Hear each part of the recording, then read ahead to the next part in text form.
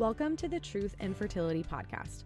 My name is Haley and I am your host. I work at an OBGYN clinic where I teach women and couples how to chart their cycles so they can either achieve or avoid pregnancy and also to manage their fertility. I have a huge passion to teach women and couples about the beauty of their fertility and how the pill is never the answer to women's health. There's a lot of good and not so good information out there about fertility. And so my goal with this podcast is to help you sort out the truth from the weeds. I want to teach you how to chart your cycle and to reach your family planning goals while also maybe even possibly locating hormonal imbalances and to receive proper treatment. I want to help you get in the best hands that you can with the best doctors that you can to reach optimal reproductive health. So if you're ready to get on this journey with me to learn more about your reproductive system, how it was created and how it should be working, and the best medicine in order to make it work if it's not, then you are in the right place. All right, you guys, we have made it through our Science of Dating series. We are on part 3, the last part of this series, which is specifically going to go over how the pill disrupts your dating life. So the first part, if you have not listened to the first 2, I do recommend going back listening to those because they just bring a fullness to this topic. But part 1 was laying the foundation with anatomy and hormones, right? So just actually talking about what are the hormones that I'm mentioning, where do they come from, what does our female reproductive anatomy look like, all this stuff, just laying the foundation. Maybe to some of you, maybe boring, but also at the same time, it's information we have to know. We have to get this down in order to understand better how our bodies are working during the different times of our cycle. And then specifically today, how the pill disrupts that cycle. Now, our second part, which I honestly do recommend listening to, if you have not listened to that yet, listen to that before you listen to today's episode. Not that I want to take you away from today's episode if you haven't listened to it, but I do think that it will give just a lot of clarity as to what I'm going to be talking about today. I will be referencing that part 2 a lot today. So if you haven't listened to that yet, I highly recommend doing that before you listen to today's episode, because I'm basically explaining how your hormones are affecting your dating life, which is what I talked about last time, how the ebb and flow of your hormones are affecting your dating life. Well, now we're going to talk about, what happens when you put synthetic hormones in your body, synthetic chemicals in your body? How does that then affect your dating life? So last week I really focused on the natural way that your body ebbs and flows with these hormones and how that affects your dating life. And now we're talking about more or less the unnatural way. When you are on the pill or any sort of hormonal contraception, how is that going to affect or change your dating life? So that's what we're talking about today. Let's buckle in. Let's get down to it. So I also mentioned this in the both 2 parts that I've talked about already, but a lot of this information I am getting from the book called This Is Your Brain on Birth Control. It is by Dr. Sarah E. Hill, and I highly, highly recommend it. I give a few caveats about it in the first part, but overall, I think it's a phenomenal book of really laying out the female body, her hormones in a very, very tangible way. So she is a doctor, she's a PhD, but she brings it down to our level, you guys. And it is very, very easy to follow her. And it's actually a quite humorous book too. So I highly recommend picking that up. But anyways, without further ado, let's dive into, how does the pill disrupt your dating life? So let's just talk really quick about what the pill does. Also, just FYI, when I say the word the pill, this kind of just goes for all sort of hormonal contraceptives. Now, I recognize that the pill versus the Depo-Provera shot versus the Nexplanon implant versus an IUD, all of these things are going to act a little bit differently based on the level of hormones, the type of hormones, all of that stuff, but they do have pretty much the same mechanisms where they're trying to suppress your ovulation to keep you from getting pregnant. And so there are synthetic hormones that are placed in your body from these mechanisms that are affecting your body's ability to ovulate. And there's quite a spiral effect that goes from that. So we'll get into that. But here is what the pill does. So again, the pill, hormonal contraceptives in general.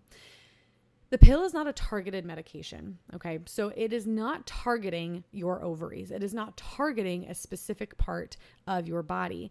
It is simultaneously affecting billions of cells in your body because it is a pill, or because it is an implant, or because it is an IUD, right? It's not all of those synthetic hormones. It is traveling throughout your whole body, and it is affecting your whole body. So we cannot just say that taking a hormonal contraceptive is only going to affect our reproductive system. No. It is affecting all billions of cells in the body. So let's just put that out there. Okay. So and specifically with the pill, there's a daily dose of synthetic progesterone, which is called progestin.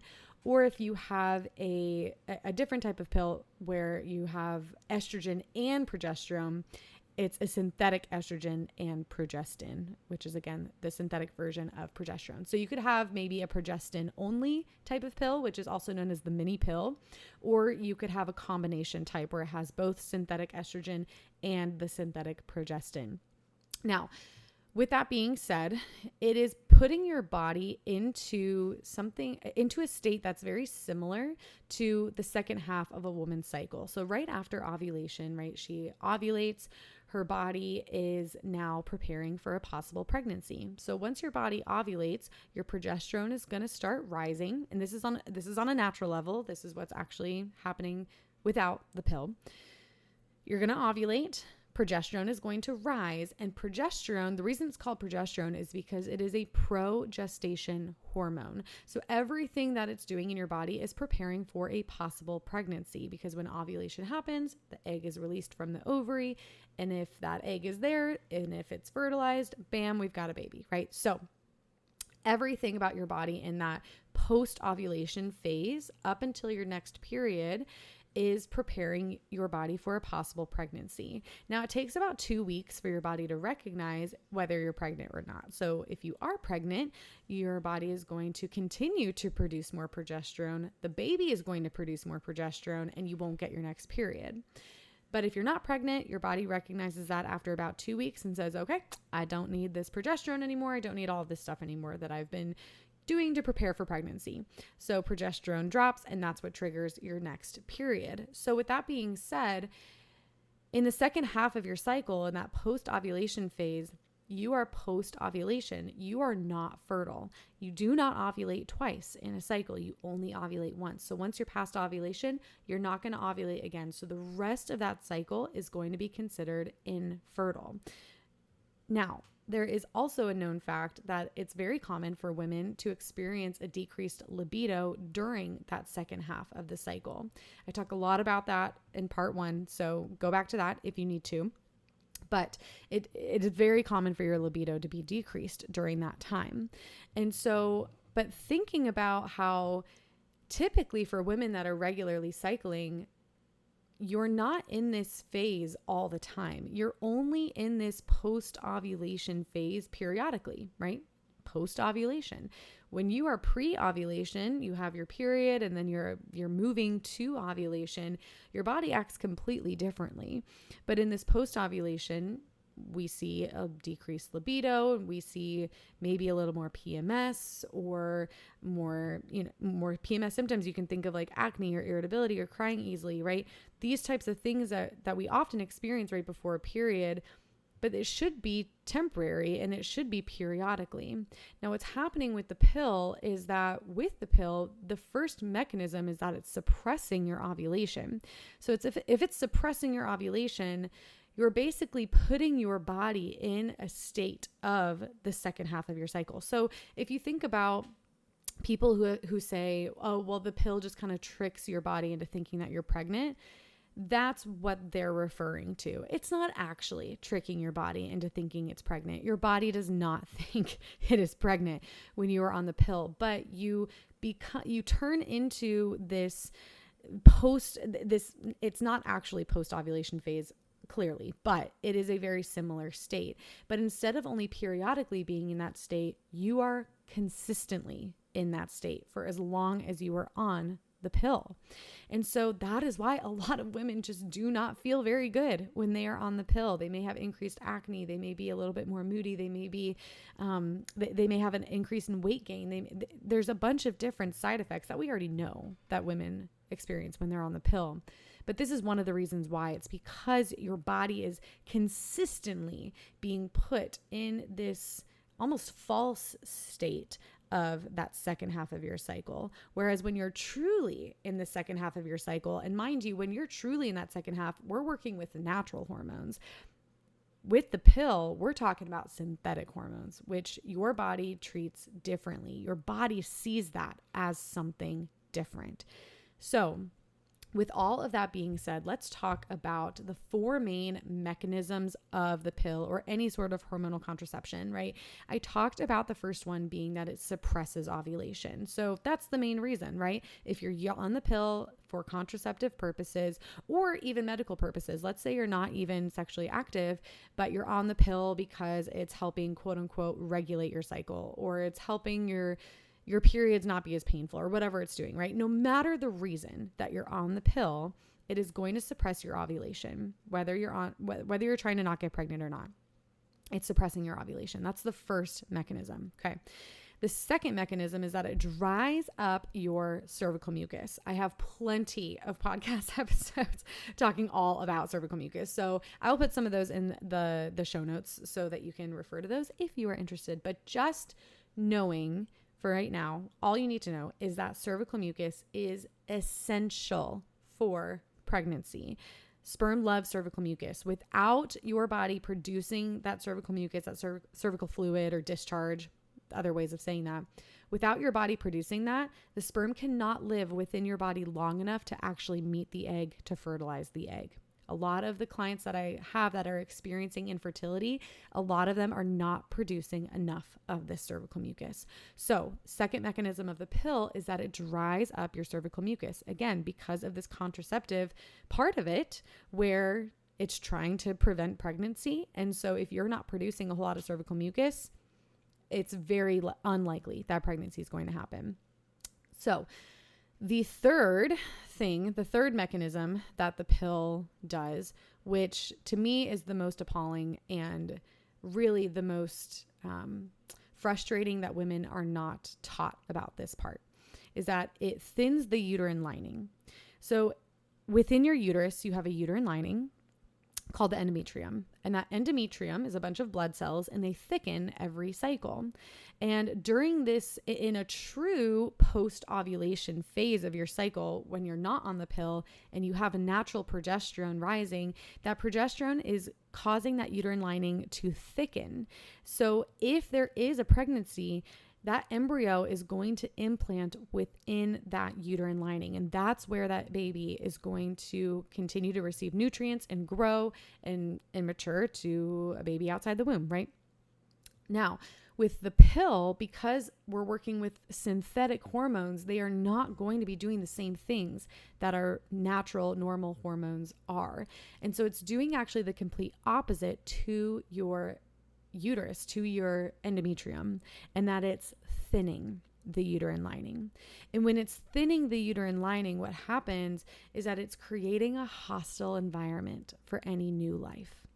So it's very unlikely that if a new life is conceived when you are on the pill, we know this happens, it's not 100% effective of postponing pregnancy.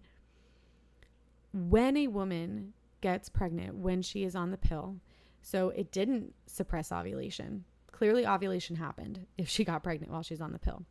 It didn't fully dry up her cervical mucus. Clearly, again, she got pregnant when she was on the pill. So there we have this third mechanism where if there is a human life that is conceived, that human life won't be able to find its place in the uterine lining because it's too thin. And that new life will not be able to continue. That new life will die. And the woman won't even know that she was a mother. If this is the first time that you're hearing this, I always want to use caution with just flippantly saying this, because this could be the first time that you're hearing this. And if this is, I want you to know that it's not your fault.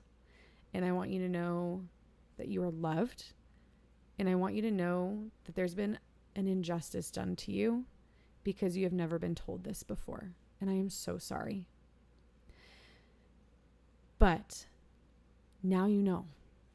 That is why I have this podcast, is because I want you to know the truth about your body and the truth about what the pill is doing to our bodies and why it is not good medicine.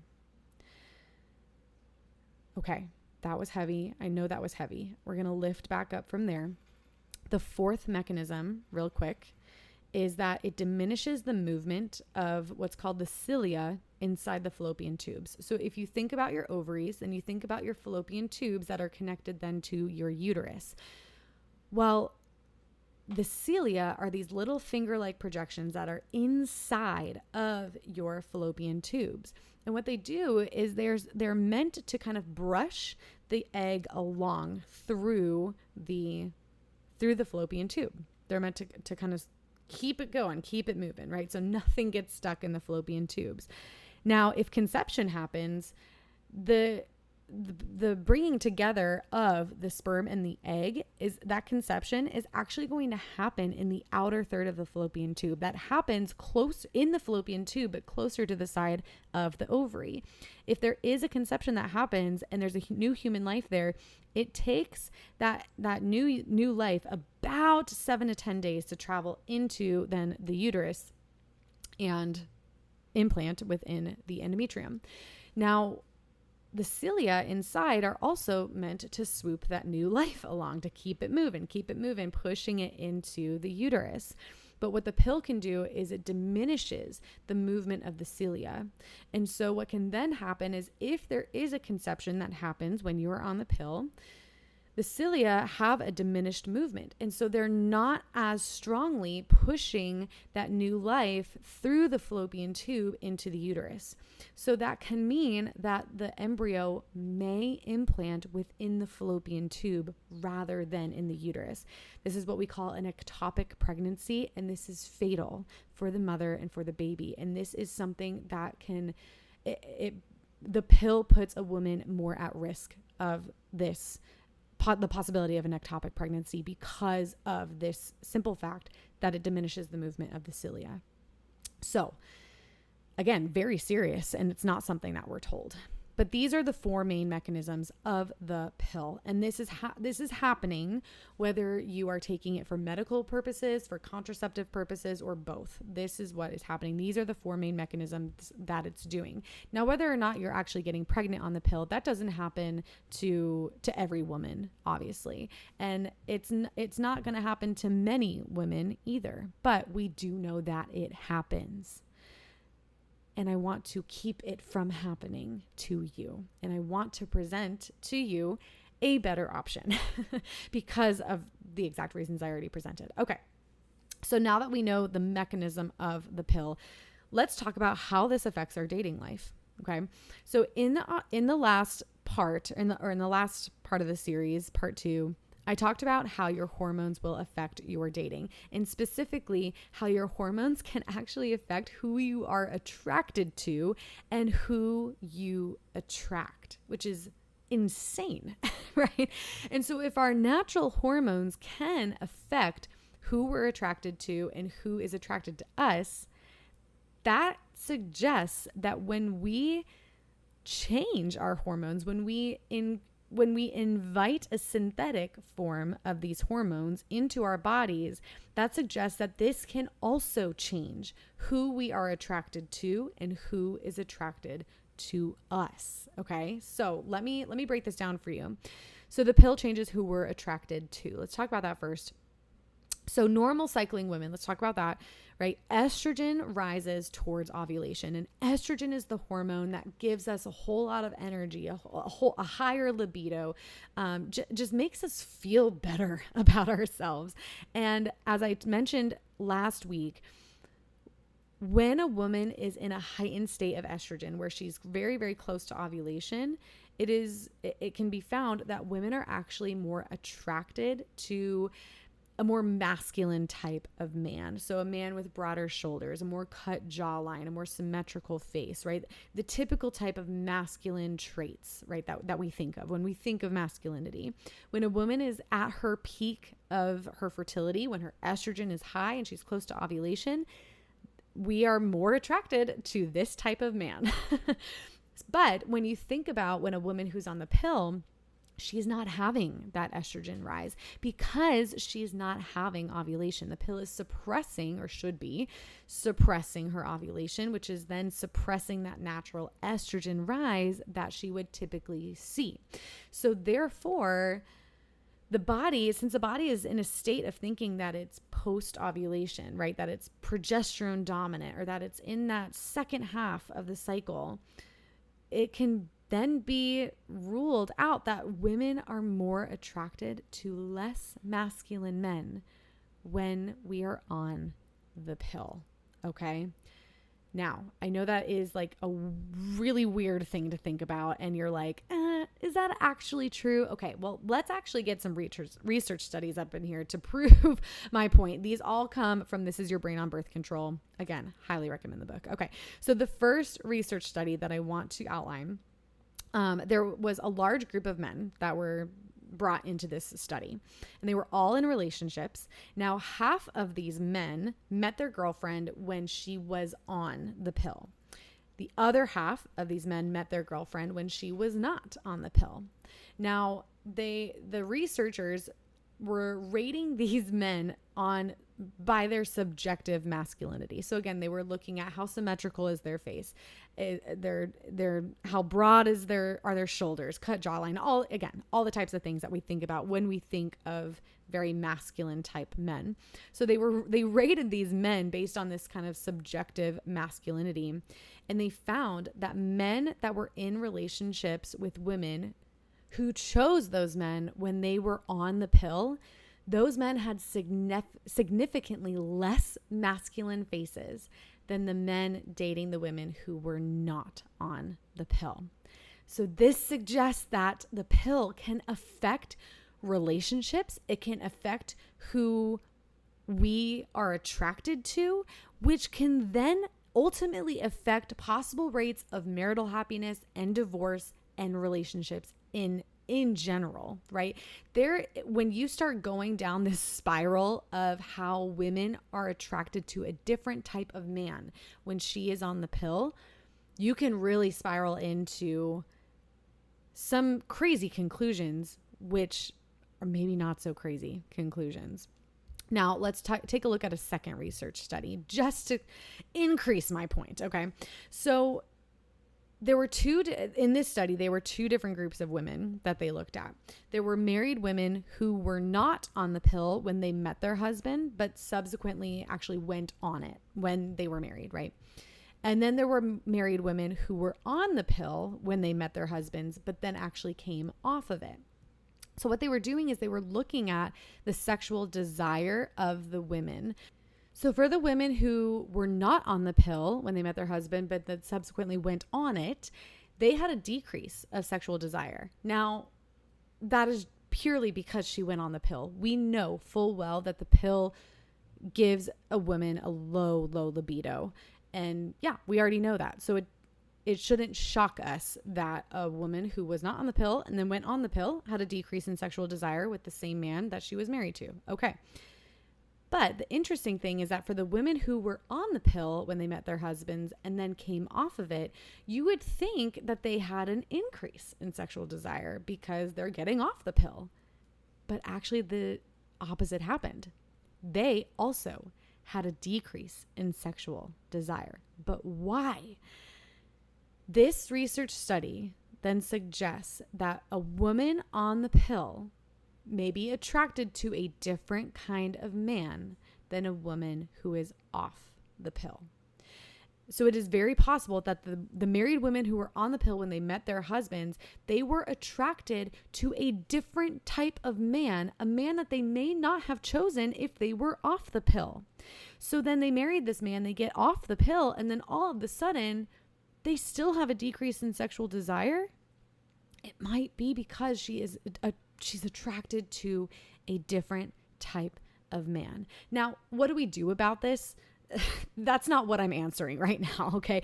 These studies are just for the sake of helping us to recognize how much the pill actually affects our bodies, and not just based on, oh, it's suppressing ovulation, it's keeping me from getting pregnant. It's not just that. It is so much more than that. It affects us so much more than that.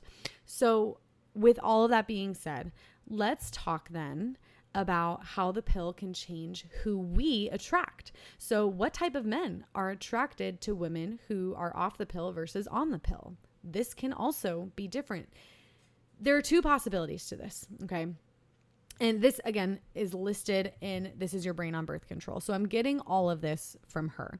But she gives out two possibilities of why the pill can change the type of man that we attract. So now we're not talking about the type of man we're attracted to, but the type of man we attract. So two possibilities. The first one is that women, when they are in their fertile time, so when estrogen is really high, they're moving toward ovulation, if they were to have intercourse, there's a possibility of pregnancy.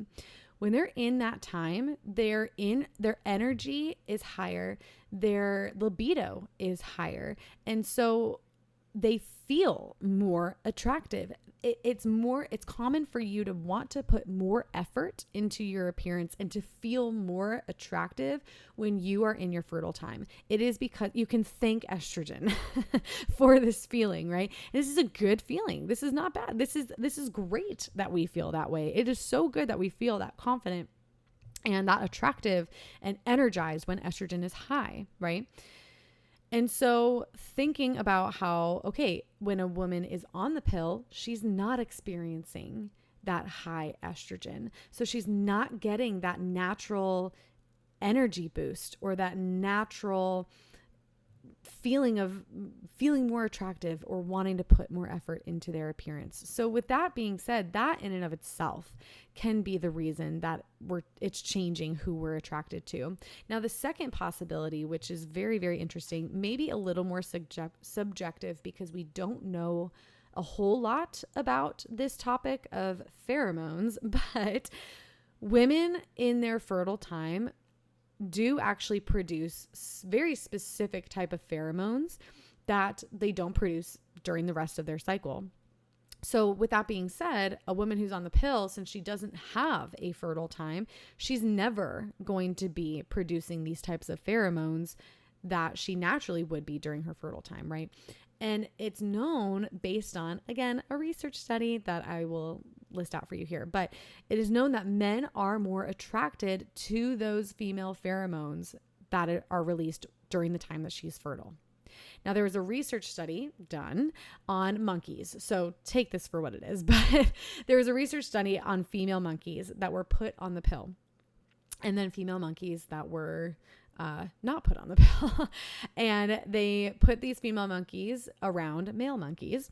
And the female monkeys that were put on the pill were not chosen by as a mate by the male monkey nearly as often as the female monkeys who were not on the pill. So this can suggest that women that are on the pill produce less of these pheromones that are naturally attracting a type of man, right?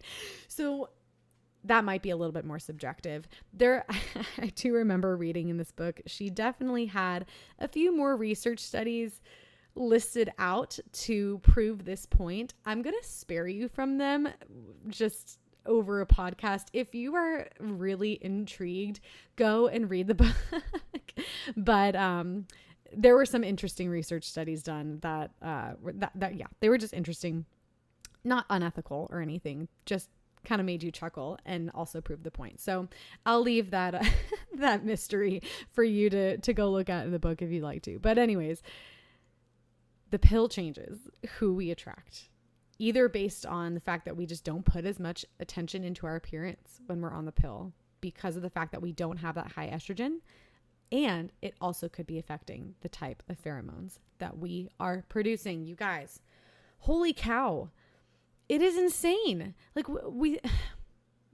these young girls are being put on the pill at 16 years old to regulate their cycle. And little do they know how much more is affected by the pill than they are being told that they even know. And maybe the doctors don't even know, right? I can't put all the blames on the doctors either, because this is what they're taught in med school. I've talked to plenty of doctors and med students that say they do not learn nearly this much about the pill and about natural fertility awareness-based methods, about fertility charting. They are not taught nearly as much about this type of stuff as they should be in medical school. And so that's a whole other ball game that we need to fix. But by being more knowledgeable and educated about how the pill can affect our bodies, we can then bring this information to our doctor. You can teach your doctor about these things that you're learning, that you're hearing on these crazy truth and fertility podcasts. and this is how we're going to change the culture. This is how we are going to spread this awareness of what the pill is actually doing to our bodies, is by you becoming more knowledgeable, becoming more educated, listening to these podcasts, educating yourself about what the pill actually does and how it does so much more to our bodies than just suppress ovulation, right? Oh, there's so much. And this is just talking about dating, you guys. This is one very small part of the whole of how the pill has really affected our whole culture and our whole idea of life, of the purpose of sex and of marital bonding. And anyways, I'm getting ahead of myself, but this is just one small part. So continue to educate yourself, continue to learn more, and to talk to people about what you're learning, and just get this out there, get this information out there. That is why I started this podcast, is because I wanted this information to be out there. Now, the last thing I wanted to mention is that a lot of you, I mean, for any woman who's on the pill, there's obviously a reason, right? Either you're on it for contraceptive purposes, you don't want to get pregnant, or you are on it because your doctor put you on it because you have painful periods, or you have long cycles, or you have acne, or whatever it is. You're on the pill for some reason, or maybe a combination of all of those reasons. I want to tell you that there is a much better option for you. I don't want you to be putting synthetic hormones in your body that do a detriment to your body and your cycle and the rest of your body, because again, it's not a targeted medication. So those hormones are going all over the place in your body. It's synthetic, it's not natural, and it's screwing up your dating life. I want something different for you. So the first step is to start charting your cycle. When you start to chart your cycle, you can get a really good idea of different hormone fluctuations in your body. How is your body actually, how are those hormones in your body actually moving, right? Are they moving as they should? Do you have normal hormone balances? Or is there some sort of hormone imbalance? These are things that we can see on a chart alone, a fertility chart alone. Now from there, then you take that chart to a doctor that knows how to read that chart and can actually practice medicine using that chart, meaning to properly diagnose you of something that is causing your unwanted symptoms, and then treating you from there, actually getting down to the root of what is giving you those symptoms, treating it so that you are not experiencing those symptoms anymore. Because in both ways, with the pill and with this other type of medicine that I'm talking about, what's called restorative reproductive medicine, it's both trying to get your unwanted symptoms out of here, right? I don't want you to have really painful periods. I don't want you to have anything that you're not wanting. But it's the way that it goes about it. The pill puts a Band-Aid on it and gives you a whole lot of other bad side effects, versus with restorative reproductive medicine, actually starting by charting your cycle, learning more about your hormone balances to then get targeted diagnosis and treatment, actually treating the underlying issue that's causing those unwanted symptoms. That's where you're going to get true healing, right? So if you are interested in learning how to chart your cycle and starting this journey, this is step one. Now, I am not a doctor, so I can't walk with you through the after of learning how to chart, but I can absolutely direct you to the right doctors to make sure that you get the help that you need. But if you want to get done with that first step, then I suggest you visit truthandfertility.com. I am currently taking new clients as this podcast is coming out, and I would love to teach you about your true fertility, about your cycle, and to help you identify what might be going wrong. Now, with that being said, maybe you're on the pill just for contraceptive reasons, right? Maybe you really don't want to get pregnant and you don't want these bad side effects that the pill or any other hormonal contraceptive is giving you. Well, again, visit truthandfertility.com, because this can also be used as a family planning method, right? Because we are charting our cycle. When you chart your cycle, you're locating the times that you are truly fertile, meaning when you have intercourse, you could possibly get pregnant, versus the times of your cycle that you are infertile, where if you were to have intercourse, there is not a possibility of pregnancy. We do have times in our cycles, we as women have times in our cycles where we are naturally infertile, where we cannot get pregnant. When there's no egg, there's no baby. So that is just another reason to be charting your cycle, is to understand when you're fertile and when you're infertile, and then to make that decision with your husband of, do we have sex tonight if there's a possibility of pregnancy? If there's not, and you're trying to avoid pregnancy, then great. Yes, come together. Absolutely. That's wonderful. It's bonding. It's beautiful. If you are fertile and you've made the decision with your husband that you do not want to get pregnant at this time, okay, that's great. Let's choose a different activity that can still bring us some sort of a different type of intimacy, right? Whether that's emotional intimacy, communicative intimacy, some other type of intimacy, a well-rounded intimacy during these periodic times when we need to stay abstinent in order to avoid pregnancy, right? There are so many benefits to charting your cycle, whether it's for family planning purposes or for medical purposes. And I am telling you guys, it is 100% worth it. Is it as easy as popping a pill every day? No, absolutely not. That's not why I teach it. I teach it because it is so incredibly worth it. It is so much better for your body, so much better for your marriage, so much better for your relationship, so clearly so much better for your dating life, right? To be off the pill, to be going with the natural ebb and flow of your body, to learn more about your body, and to then recognize your dignity from there and ride off in bliss, right? All right, you guys, that's what I have for you today. That was the culmination of this 3-part series of the science of dating. Again, if you have any questions, just go to truthandfertility.com. You can also email me at Haley, which is Haley, at truthandfertility.com, or find me on Instagram. So good chatting with you guys today, and I'll talk to you again next week. Thank you for listening to the Truth and Fertility podcast. If you are enjoying this content, it would be amazing if you could leave a 5-star review. That helps me tremendously to be able to continue to produce these episodes for you. Remember that these podcasts are available on Apple, Spotify, and Amazon, and YouTube. And you can always go to my website, truthandfertility.com, to learn more. Thanks again for listening, and I'll talk to you again next week.